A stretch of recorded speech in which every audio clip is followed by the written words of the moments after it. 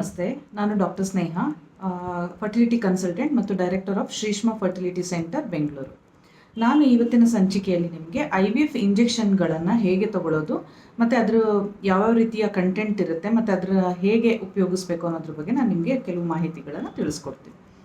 So ಈಗ IVF injection ನಿಮಗೆ prescribe ಮಾಡಿದಾಗ ನೀವು ನಿಮ್ಮ IVF ಕನ್ಸಲ್ಟೆಂಟ್ ಹತ್ರ ಎಷ್ಟು ಡೋಸ್, ಲೈಕ್ ಎಷ್ಟು ಇಂಟರ್ನ್ಯಾಷನಲ್ ಯೂನಿಟ್ಸ್ ದಿನ ತೊಗೊಳ್ಬೇಕು ಮತ್ತು ಎಷ್ಟು ದಿನ ತೊಗೊಳ್ಬೇಕು ಮತ್ತು ಯಾವ್ಯಾವ ರೀತಿಯ ಇಂಜೆಕ್ಷನ್ಸ್, ಅಂದರೆ ಒಂದೊಂದು ಸಲ ಒಬ್ಬೊಬ್ಬರಿಗೆ ಒಂದೇ ಥರದ ಇಂಜೆಕ್ಷನ್ಸ್ ಇರುತ್ತೆ, ಕೆಲವೊಬ್ಬರಿಗೆ 2 ಥರದ ಇಂಜೆಕ್ಷನ್ಸ್ ಇರುತ್ತೆ. ಆಮೇಲೆ 6ನೇ ದಿನದಿಂದ ಎಕ್ಸ್ಟ್ರಾ ಇನ್ನೊಂದು ಇಂಜೆಕ್ಷನ್ ಕೆಲವೊಬ್ಬರಿಗೆ ಆ್ಯಡ್ ಆಗೋ ಚಾನ್ಸಸ್ ಇರುತ್ತೆ. ಹಾಗಾಗಿ ಒಂದು ದಿನಕ್ಕೆ ಯಾವ ಥರದ ಇಂಜೆಕ್ಷನ್ ತೊಗೊಳ್ಬೇಕು, ಎಷ್ಟು ಥರದ ಇಂಜೆಕ್ಷನ್ಸ್ ಇದೆ ಮತ್ತು ಎಷ್ಟು ಇಂಟರ್ನ್ಯಾಷನಲ್ ಯೂನಿಟ್ಸ್ ತೊಗೊಳ್ಬೇಕು ಅನ್ನೋದನ್ನು ನೀವು ಮಾಹಿತಿಯನ್ನು ಫಸ್ಟು ಸರಿಯಾಗಿ ಕೇಳಿಟ್ಕೊಳ್ಬೇಕು. ಮತ್ತು ಈ ಇಂಜೆಕ್ಷನ್ಗಳನ್ನು ಯೂಶಲಿ ಒಂದೇ ನಿಮಗೆ ಥೈಸ್ ಅಂದರೆ ತೊಡೆಯ ಭಾಗದಲ್ಲಿ ತೊಗೊಳ್ಬೇಕಾಗತ್ತೆ, ಇಲ್ಲ ಕೆಳ ಹೊಟ್ಟೆಯಲ್ಲಿ ಸ್ಕಿನ್ಗೆ ತೊಗೊಳ್ಬೇಕಾಗತ್ತೆ, ಇಲ್ಲ ಅಂತಂದರೆ ಸೊಂಟಕ್ಕೆ ತೊಗೊಳ್ಬೇಕಾಗತ್ತೆ. ಸೊ 3 ಜಾಗಗಳಲ್ಲಿ ಯೂಶಲಿ ಈ ಇಂಜೆಕ್ಷನ್ಗಳನ್ನು ಕೊಡಲಾಗುತ್ತೆ.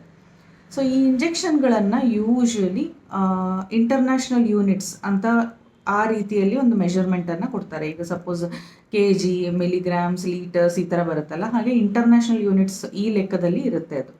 ಸೊ ಕೆಲವೊಮ್ಮೆ ಏನಾಗುತ್ತೆ ಅಂತಂದರೆ ಒಂದೇ ಸಲ ಬಳಕೆ ಮಾಡೋಕ್ಕೆ ಸಾಧ್ಯವಾಗುವ ರೀತಿ ಒಂದು ಪೆನ್ ಬರುತ್ತೆ. ಸೊ ಅದನ್ನೇನೆಂದರೆ ನಿಮಗೆ ಕರೆಕ್ಟಾಗಿ 150 ಇಂಟರ್ನ್ಯಾಷನಲ್ ಯೂನಿಟ್ಸ್ ಅಂದರೆ ಅದು ಕರೆಕ್ಟಾಗಿ ಅಷ್ಟೇ ಇರುತ್ತೆ.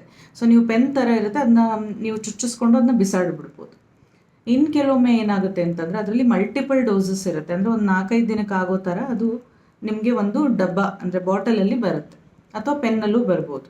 ಸೊ ನೀವು ಆ ಥರ ಮಲ್ಟಿಪಲ್ ಡೋಸಸ್ ಇರುವಂತಹ ಒಂದು ಇಂಜೆಕ್ಷನನ್ನು ನೀವು ಖರೀದಿ ಮಾಡಿದಾಗ ನೀವು ನಿಮ್ಮ ಯಾರು ಇಂಜೆಕ್ಷನ್ ಕೊಡ್ತಾರಲ್ಲ, ಸಿಸ್ಟರ್ ಇರ್ಬೋದು ಅಥವಾ ಡಾಕ್ಟರ್ ಇರ್ಬೋದು, ಅವರು ಅದನ್ನು ಕರೆಕ್ಟಾಗಿ ಅಡ್ಜಸ್ಟ್ ಮಾಡಿ ಕೊಡಬೇಕು.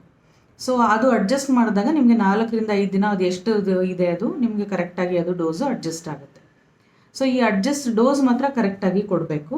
ಆಮೇಲೆ ಕೆಲವೊಮ್ಮೆ ಹೇಗೆ ಬರುತ್ತೆ ಅಂತಂದರೆ ಕೆಲವೊಮ್ಮೆ ಪೌಡರ್ ಒಂದು ಕಡೆ ಇರುತ್ತೆ, ಇನ್ನೊಂದು ಕಡೆ ವಾಟರ್ ಒಂದು ಕಡೆ ಇರುತ್ತೆ. ಆ ಎರಡನ್ನು ಬೆರೆಸ್ಬಿಟ್ಟು ನಿಮಗೆ ಇಂಜೆಕ್ಷನನ್ನು ಕೊಡಬೇಕಾಗತ್ತೆ. ಸೊ ಇದು ಬೆರೆಸ್ಬೇಕಾದ್ರೆ ಕರೆಕ್ಟಾಗಿ ಬೆರೆಸ್ಬಿಟ್ಟು ಕೊಡಬೇಕು, ಯಾವುದೇ ರೀತಿಯ ಗಂಟುಗಳು ಉಳ್ಕೊಂಡಿರಬಾರ್ದು. ಆಮೇಲೆ ಇಂಜೆಕ್ಷನಲ್ಲಿ ಕಲರ್ ಏನಾದರೂ ಚೇಂಜ್ ಆಗಿದೆ ಕೊಡಬೇಕಾದ್ರೆ ನೋಡ್ಕೊಳ್ಬೇಕಾಗತ್ತೆ. ಇಂಜೆಕ್ಷನ್ ಕಲರ್ ಏನಾದರೂ ಚೇಂಜ್ ಆಗಿದೆ ಅಂತ ನೋಡ್ಕೊಳ್ಬೇಕು. ಆಮೇಲೆ ಇಂಜೆಕ್ಷನಲ್ಲಿ ಏನಾದರೂ ಬೇರೆ ರೀತಿಯ ಒಂದು ಪ್ರೆಸಿಪಿಟೇಟ್ ಅಂದರೆ ಒಳಗಡೆ ಏನಾದರೂ ಗ್ರ್ಯಾನ್ಯೂಲ್ ಥರ ಏನಾದರೂ ಉಳ್ಕೊಂಡಿದೆಯಾ ಅಂತ ನೀವು ನೋಡಬೇಕಾಗತ್ತೆ.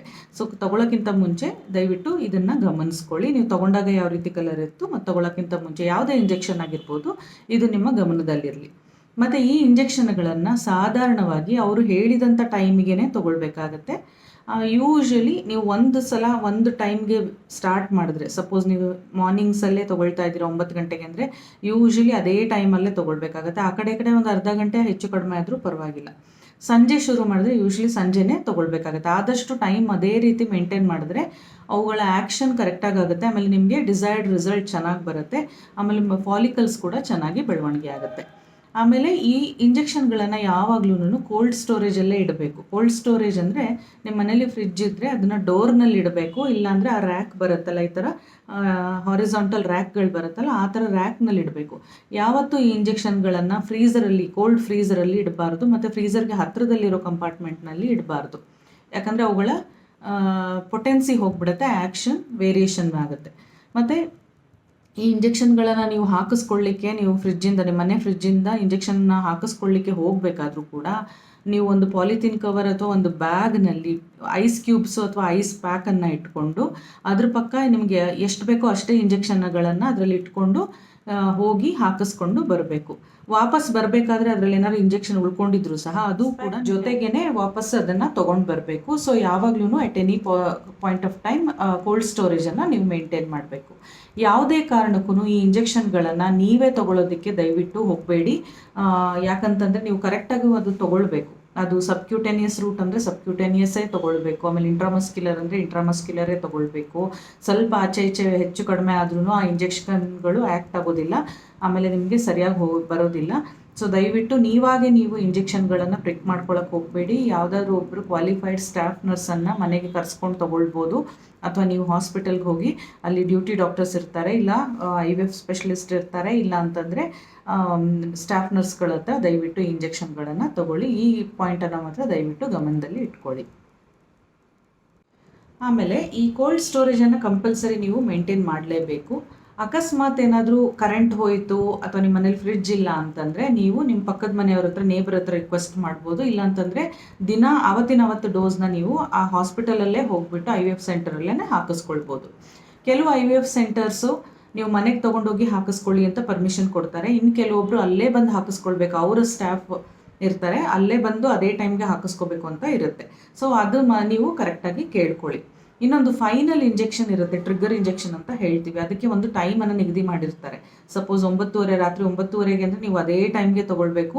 ಆಮೇಲೆ ಅದೇ ಕರೆಕ್ಟಾಗಿ ಅಲ್ಲೇ ಹೋಗಿ ತೊಗೊಳ್ಬೇಕಂತಿರುತ್ತೆ. ಆ IVF ಸೆಂಟರ್ಗೆ ಹೋಗ್ಬಿಟ್ಟು ನೀವು ಅಲ್ಲೇ ಹೋಗಿ ತೊಗೊಳ್ಬೇಕಾಗುತ್ತೆ. ಅದು ತುಂಬ ಇಂಪಾರ್ಟೆಂಟ್ ಇಂಜೆಕ್ಷನ್, ಅದನ್ನು ಮಿಸ್ ಮಾಡಬಾರ್ದು. ಯಾಕಂದರೆ ಟೈಮ್ ವೇರಿಯೇಷನ್ ಆದರೆ ನಿಮ್ಮ ಎಗ್ ಪಿಕಪ್ ಟೈಮ್ ಕೂಡ ವ್ಯತ್ಯಾಸ ಆಗುತ್ತೆ. ಸೊ ದಯವಿಟ್ಟು ಆ ಫೈನಲ್ ಟ್ರಿಗರ್ ಇಂಜೆಕ್ಷನನ್ನು ಕರೆಕ್ಟಾಗಿ ನೀವು IVF ಸೆಂಟರ್ಗೆ ಹೋಗಿ ಹಾಕಿಸ್ಕೊಳ್ಳೋದು ಒಳ್ಳೆಯದು. ಆಮೇಲೆ ಈ IVF ಇಂಜೆಕ್ಷನ್ಗಳನ್ನು ನೀವು ಹಾಕಿಸ್ಕೊಳ್ಬೇಕಾದ್ರೆ ಒಂದು ಗಮನದಲ್ಲಿ ಇಟ್ಕೊಳ್ಬೇಕಾದ ಅಂಶ ಏನು ಅಂತಂದರೆ, ಇಂಜೆಕ್ಷನ್ ಕೊಟ್ಟಂತಹ ಒಂದು ಜಾಗದಲ್ಲಿ ಕೆಂಪಾಗ್ಬೋದು, ರ್ಯಾಷಸ್ ಬರಬಹುದು, ಅಥವಾ ಅಲ್ಲಿ ಹಸಿರು ಕಲರ್ ಅಥವಾ ನೀಲಿ ಕಲರ್ ಏನಾದರೂ ಒಂದು ಹೆಪ್ಪಗಟ್ಟದಂಗೆ ಆಗಬಹುದು, ಅಥವಾ ನಿಮಗೆ ಕೊಟ್ಟ ಜಾಗದಲ್ಲಿ ತುಂಬ ಅತಿಯಾದ ನೋವು ಬರ್ಬೋದು. ಆಮೇಲೆ ಕೆಲವೊಬ್ಬರಿಗೆ ಬಾಡಿ ಎಲ್ಲ ರ್ಯಾಷಸ್ ಬರುತ್ತೆ, ಕೆಲವೊಬ್ಬರಿಗೆ ಒಂಥರ ಬ್ರೀದಿಂಗ್ ಡಿಫಿಕಲ್ಟಿ ಆಗ್ಬೋದು, ಆಮೇಲೆ ಕೆಲವೊಬ್ಬರಿಗೆ ವಾಮಿಟಿಂಗ್ ಆಗ್ಬೋದು, ಕೆಲವೊಬ್ಬರಿಗೆ ಡೋಸ್ ಕೆಲವೊಬ್ಬರಿಗೆ ಅಂದರೆ ಅವರು ಟಾಲರೇಟ್ ಮಾಡಲ್ಲ. ಕೆಲವೊಬ್ಬರಿಗೆ ಆ ಥರ ಡೋಸ್ ಹೆಚ್ಚು ಕಡಿಮೆ ಆದರೆ ಕೆಲವೊಬ್ಬರಿಗೆ ಹೊಟ್ಟೆ ನೋವು ಬರುತ್ತೆ, ತೀವ್ರವಾದ ಹೊಟ್ಟೆ ನೋವು ಬರುತ್ತೆ. ಆಮೇಲೆ ಕೆಲವೊಬ್ಬರಿಗೆ ಮೋಷನ್ ಹೋಗ್ಲಿಕ್ಕೆ ತೊಂದರೆ ಆಗುತ್ತೆ, ಕೆಲವೊಬ್ಬರಿಗೆ ಗ್ಯಾಸ್ ಹೋಗೋದಿಲ್ಲ. ಆಮೇಲೆ ಕೆಲವೊಬ್ಬರಿಗೆ ಮಧ್ಯೆ ಸ್ವಲ್ಪ ಸ್ಪಾಟಿಂಗ್ ಆಗುವ ಸಾಧ್ಯತೆ ಇರುತ್ತೆ. ಇನ್ನು ಕೆಲವೊಬ್ಬರಿಗೆ ಮೈಗ್ರೇನ್, ಹೆಡ್ಏಕ್ ಜಾಸ್ತಿ ಆಗುವ ಸಾಧ್ಯತೆ ಇರುತ್ತೆ.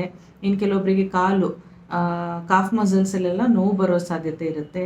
ಸೊ ಇದು ಸುಮಾರು ಸೈಡ್ ಎಫೆಕ್ಟ್ಸ್ಗಳು ಇರುತ್ತೆ, ಬಟ್ ಎಲ್ಲ ಆಗಲ್ಲ ಎಲ್ಲರಿಗೂ. ಯೂಶ್ವಲಿ ಇದು ವೆಲ್ ಟಾಲರೇಟೆಡ್ ಇಂಜೆಕ್ಷನ್ಸ್, ಇದರಿಂದ ಹೆಚ್ಚಿಗೆ ಸೈಡ್ ಎಫೆಕ್ಟ್ಸ್ ನಾವು ನೋಡಿಲ್ಲ. ಆಮೇಲೆ ನಾವು ನೋಡ್ದಂಗೆ ತುಂಬ ಯಾರೂ ಪೇಷಂಟ್ಸ್ ಇದ್ರ ಬಗ್ಗೆ ಕಂಪ್ಲೇಂಟ್ ಮಾಡಿಲ್ಲ, ಯಾಕಂದರೆ ಎಲ್ಲನೂ ಪ್ಯೂರಿಫೈಡ್ ವರ್ಷನ್ಸಲ್ಲಿದೆ. ಆಮೇಲೆ ಕರೆಕ್ಟಾಗಿ ತೊಗೊಂಡ್ರೆ ಯೂಶ್ವಲಿ ಏನೂ ತೊಂದರೆ ಆಗೋದಿಲ್ಲ. ಸೊ ಬಟ್ ನಿಮಗೆ ಈ ಥರದ್ದು ಏನಾದರೂ ಕಂಪ್ಲೇಂಟ್ಸ್ಗಳು ಅಥವಾ ಸೈಡ್ ಎಫೆಕ್ಟ್ಸ್ ನೋಟಿಸ್ ಮಾಡಿದಲ್ಲಿ ನೀವು ನಿಮ್ಮ IVF ಸ್ಪೆಷಲಿಸ್ಟ್ ಹತ್ರ ಇಮಿಡಿಯೇಟಾಗಿ ಹೋಗಿ ಮಾತಾಡಿ, ಮತ್ತು ನೆಕ್ಸ್ಟ್ ಡೋಸನ್ನು ತೊಗೊಳ್ಬಾರ್ದು. ಮತ್ತು ಇಮಿಡಿಯೇಟ್ ನಿಮಗೆ IVF ಸ್ಪೆಷಲಿಸ್ಟ್ ಸಿಗಲಿಲ್ಲ ಅಂತಂದರೆ ಇಮಿಡಿಯೇಟ್ ಹತ್ತಿರದಲ್ಲಿರೋ ಹಾಸ್ಪಿಟಲ್, ಯಾವುದಾದ್ರೂ ಒಂದು ಹಾಸ್ಪಿಟಲ್ಗೆ ಹೋಗಿ ಎಮರ್ಜೆನ್ಸಿ ಟ್ರೀಟ್ಮೆಂಟನ್ನು ತೊಗೊಳ್ಬೋದು.